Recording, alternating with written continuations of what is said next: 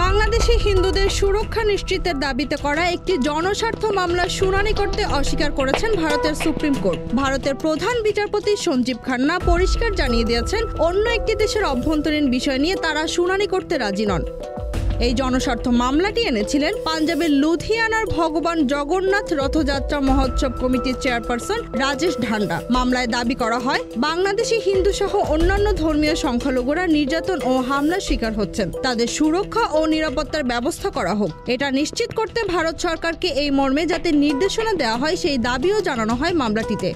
তবে গত সোমবার মামলাটি শুনানোর জন্য প্রধান বিচারপতি সঞ্জীব খান্না ও বিচারপতি সঞ্জয় কুমারের বেঞ্চে এলে তারা সরাসরি জানিয়ে দেন, ভারতের পররাষ্ট্র নীতি কিংবা প্রতিবেশী একটি দেশের ভেতরকার ঘটনা তাদের বিচার্য বিষয় হতে পারে না। প্রধান বিচারপতি সঞ্জীব খান্না বলেন, এটা তো পররাষ্ট্র নীতি সংক্রান্ত বিষয়। আদালত কিভাবে অন্য একটি দেশের নিজস্ব বিষয় নিয়ে মন্তব্য করতে পারে? আমাদের সুপ্রিম কোর্ট যদি অন্য একটি দেশের ব্যাপারে যারা আবার আমাদের প্রতিবেশীও নাক গলায়, তাহলে সেটা খুবই অস্বাভাবিক জিনিস হবে। এরপর বেঞ্চের পরামর্শে অ্যাডভোকেট মুকুল রোহাতগি জনস্বার্থ মামলাটি প্রত্যাহার করতে রাজি হন।